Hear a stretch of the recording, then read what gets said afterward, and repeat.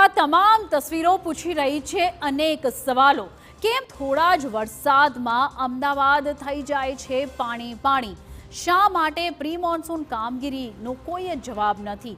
પાણીમાં pre monsoon plan જે હોય છે તે કેમ પ્રી મોન્સૂન કામગીરી કેમ કોઈ દેખાતી નથી અને કેમ થોડા જ વરસાદમાં ભૂવા પડવા લાગે છે? તો આ તમામ અલગ અલગ સવાલો ઊભા થઈ રહ્યા છે અને કરોડો રૂપિયાનું બજેટ આખરે ક્યાં જાય છે?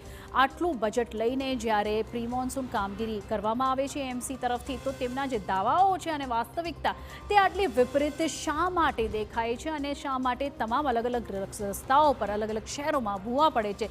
શરૂઆત જ આવી છે તો આખું ચોમાસું આખરે કેવું રહેશે તે એક સૌથી મોટો પ્રશ્ન છે, કારણ કે અહીં કરોડો રૂપિયાનો ખર્ચ થાય છે પણ લોકોને હાલાકીનો સામનો કરવો પડી રહ્યો છે અને જે રીતે ભૂવા પડી રહ્યા છે તે ખૂબ જ ચિંતાજનક સ્થિતિ ઉત્પન્ન કરી રહી છે અને આ તમામ તસવીરો પૂછી રહી છે કેટલાક સવાલો। અમદાવાદમાં આખરે ભૂવાનું રાજ શું છે અને ક્યારે અટકશે ભૂવાનો સિલસિલો? આ તમામ અલગ અલગ સવાલો છે જે ઊભા થઈ રહ્યા છે અને લોકોને જેના લીધે હાલાકી થઈ રહી છે। શું અમદાવાદ ભૂવા મામલે રેકોર્ડ તોડશે? કારણ કે હજી તો શરૂઆત છે, પહેલો જ વરસાદ છે અને અલગ અલગ વિસ્તારોમાં કેટલા મોટા મોટા ભૂવા પડી ગયા છે અને વરસાદમાં રોજ પડી રહ્યા છે નવા ભૂવા। જે રીતે તમામ ગ્રાઉન્ડ ઝીરોથી આપણે રિપોર્ટિંગ જોયું એ જ રીતે કેટલા ભૂવા અલગ અલગ વિસ્તારોમાં પડી રહ્યા છે અને તંત્ર બેરિકેડ લગાવી જવાબદારીમાંથી છટકી જાય છે।